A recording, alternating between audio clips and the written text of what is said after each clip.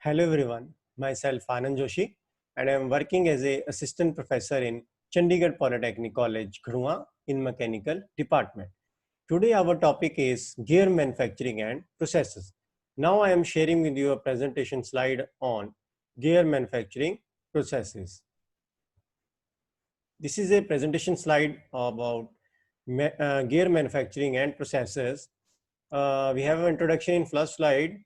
Gears are used extensively for transmission of power. They find application in automobiles, gearboxes, oil engines, machine tools, industrial machinery, agriculture machinery, and gears, motors, etc. To meet the strenuous service condition, the gear should have robust construction, reliable performance, high efficiency, economy, and long life. The gear drive should be free from noise, chatter, and should ensure high load carrying capacity at constant velocity ratio.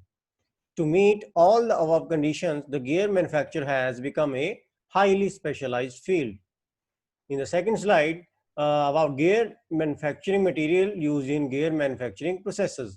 The selection of gear materials depends upon types of service, peripheral speed, degree of accuracy required, method of manufacture, required dimensions and weight of the drive, allowable stress, shock resistance, and wear resistance. In the next slide, the types of gear for manufacturing processes. In the forming process, we have an extrusion process. In the extrusion, it is a manufacturing process where material is drawn through a die. Material drawn through a die. This is a die, a shape of a material which is the comes out of the die, giving the material a new cross-sectional shape that it is usual constant throughout the length of the material. Die with multiple opening can extrude several strands simultaneously as well as create hollow cross section by using a pin in the die. This is the extrusion process. In the extrusion process is used to form teeth or on long rods, which are then cut into usable length and machined for bores and keyways, etc. Small sized gear can also be made by extrusion process. There is saving in material and machining time. This method can produce any shape of tooth and it is suitable for high volume production. Gears produced by extrusion find application in watches, clocks, types, and writers. So, extrusion process is mainly used in the making of a watch parts, clock parts, and a typewriter parts. In the extrusion, we have got the extrude product after the die press. In the next type is forming process, stamping. In the stamping, sheet metal can be stamped with tooth shapes to form low precision gears at low cost in high quantities. Surface finish and accuracy are poor. So in the stamping, we have not collect the surface finishing and accuracy at a high level. Surface finish और accuracy जो है वो stamping में हमें अच्छे से नहीं मिल पाती, तो that's why the reason हम जो यूज करते हैं precision stamping यूज करते हैं in the stamping processes. So application of the stamping is toy gears, hand operated machine gears, slow speed mechanism gears. So in the behalf of the stamping process, we have got a toy gears, hand operated machine gears, and slow speed mechanism gear manufacturing. In the precision stamping, we have a die made of a higher precision with close tolerance. The stamped gears will not have burrs. Application about precision stamping, clock gears and watch gears, etc. In the third process is stamping in the forming process. After stamping, the gears are shaped. They give best finish and accuracy. The materials which can be stamped are low, medium, and high carbon steel, stainless steel. This method is suitable for large volume production. This is the diagram or equipment of a stamping gear. Gear machining or generating process. This is the second type of a gear manufacturing processes. First one is the forming process and second one is the gear machining processes. So in the gear machining processes, introduction and some points, roughing processes include milling the tooth shape, with formed cutters or generating the shape with a rack cutter, shaping cutter or a herb cutter. Despite its name, the roughing process actually produces a smooth and accurate gear tooth. Only for high precision and quiet running, the secondary finishing operation is justified at added cost. This is the first type of a gear machining process, gear shaping process. Gear shaping uses a cutting tool in the shape of gear, which is reciprocated axially across the gear blank to cut the teeth while the blank rotates around the shaper tool. It is a true shape generation process in that the gear shape tool cuts itself into mesh with the gear blank. Gear shaping by disc cutter. The disc cutter shape confirms the gear tooth shape. Each gear needs separate cutter.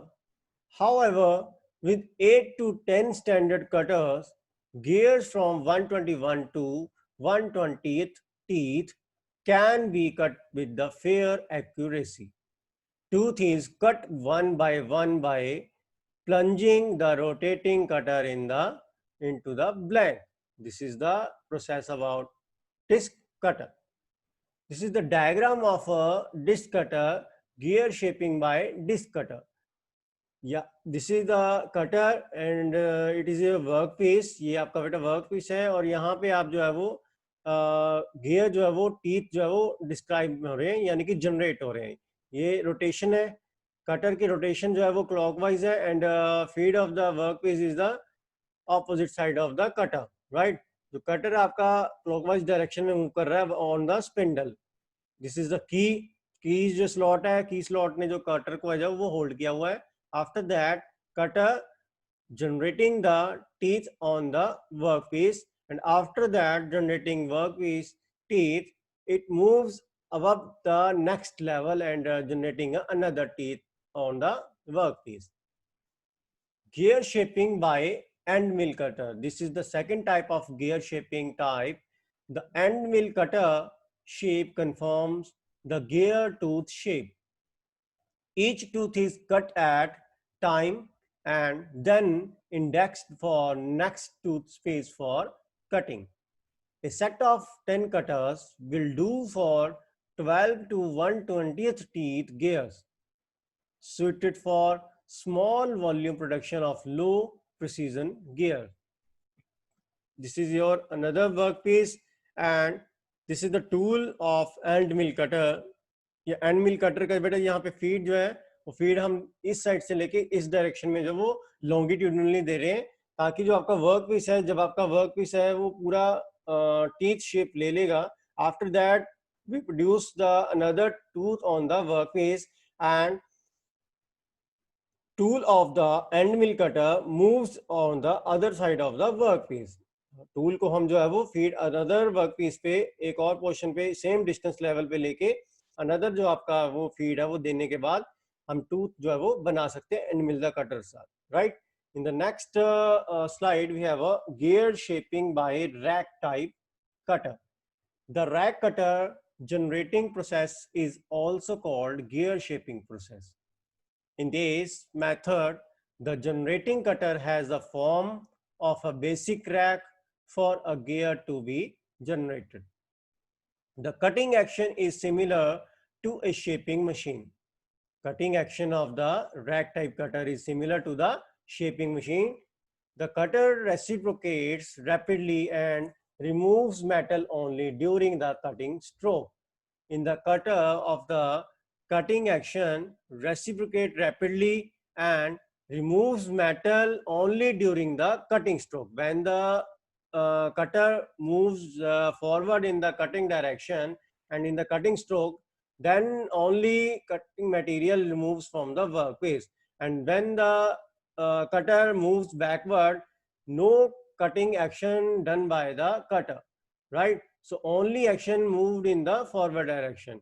The blank is rotated slowly but uniformly about its axis and between each cutting stroke of the cutter. The cutter advances along its length at a speed equal to the rolling speed of the matching pitch lines. When the blank have rolled a distance equal to one pitch of the blank, the motion of the blank is arrested. The cutter is withdrawn from the blank to give relief to the cutting edges, and the cutter is returned to its starting position. The blank is next indexed, and the next cut is started following the same procedure.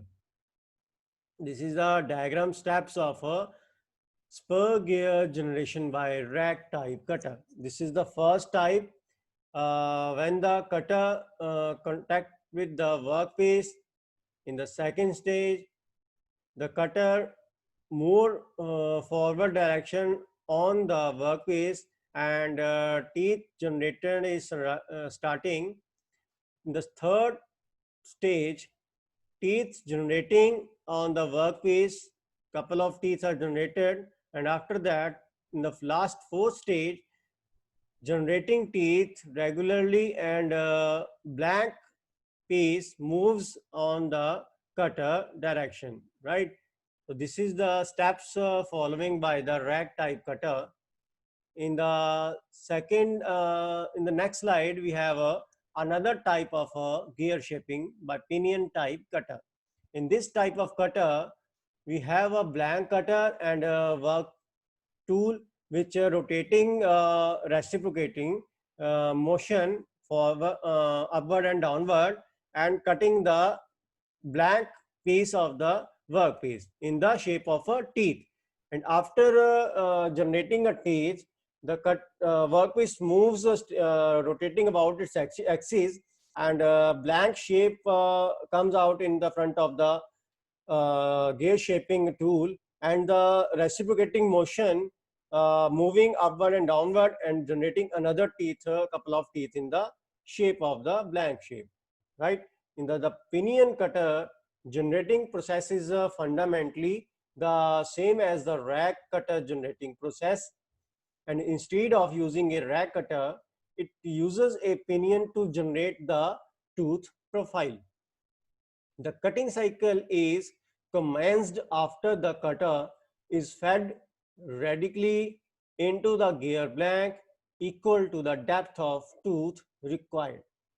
The cutter is then given reciprocating cutting motion parallel to its axis, similar to the rack cutter, and the cutter and the blank are made to rotate slowly about their axis at speeds which are equal at the matching pitch surfaces.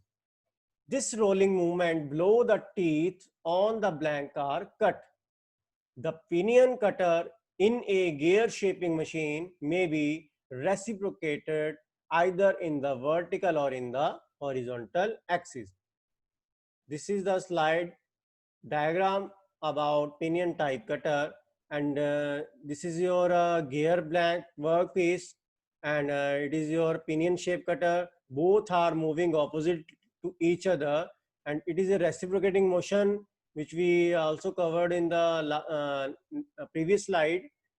The reciprocating motion of the pinion type cutter creating the teeth of the gear blank in the reciprocating motion. Look at the diagram and you see simply the process about the pinion shaped cutter, set of gear shaping operation with a pinion shaped cutter.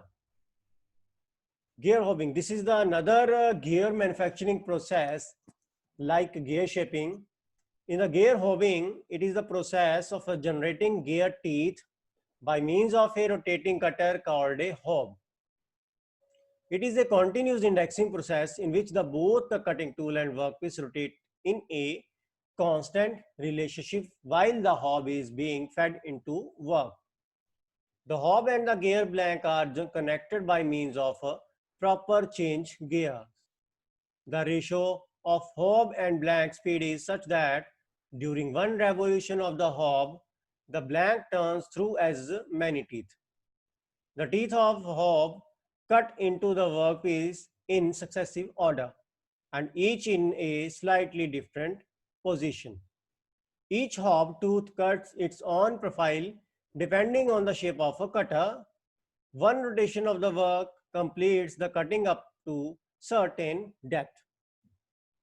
Hob teeth are shaped to match the tooth shape and space and are interrupted with grooves to provide cutting surfaces. It rotates about an axis normal to that of the gear blank, cutting into the rotating blank to generate the teeth. It is the most accurate machining process since no repositioning of tool or blank is required, and each tooth is cut by multiple hob teeth averaging out any tool errors. This is a presentation of a gear hobbing tool. It moving about the gear blank and generating the teeth. Types of gear hobbing. First type of gear hobbing is axial hobbing. This type of feeding method is mainly used for cutting spur or helical gears. In this type, firstly the gear blank is brought towards the hob to get the desired tooth depth. The table side is then clamped. After that, the hob moves along the face of the blank to complete the job. Axial hobbing, which is used to cut spur and helical gears, can be obtained by climb knotting and or conventional hobbing. Radial hobbing is the second type.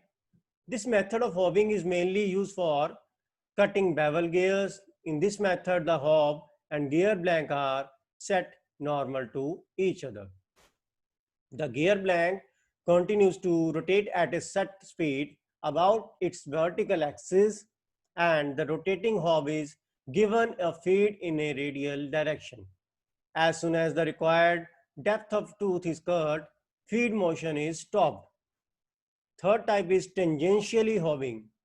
This is another common method used for cutting worm wheel or gears, which is non-parallel and non-intersecting. In this method, the worm wheel blank is rotated in a vertical plane about a horizontal axis. The hob is also held its axis over the blank. Before starting the cut, the hob is set at full depth of die tooth and then it is rotated.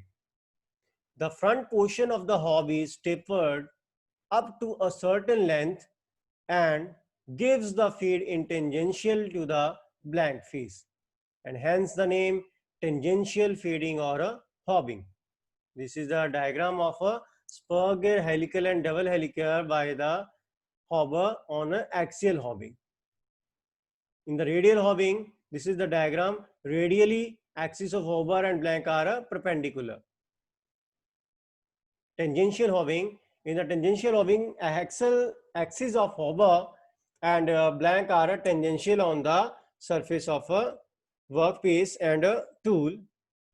Some advantages and disadvantages of gear manufacturing processes. The advantage is the gears produced by the method are of a very high accuracy. Both internal and external gears can be cut by this process. Non-conventional type of gears can also be cut by this method. Some disadvantages also. First disadvantages is the production rate with gear shaper is lower than hobbing. There is no cutting on the return stroke in a gear shaper. Worm and worm wheels can not be generated on a gear shaper. So thank you all to listening the topic of gear manufacturing processes. In the gear manufacturing processes, we covered gear shaping, gear hobbing, and extrusion and other processes in the forming and machining processes types, right? So in the next video, we cover the more topic about the workshop technology. So thank you all to joining today lecture.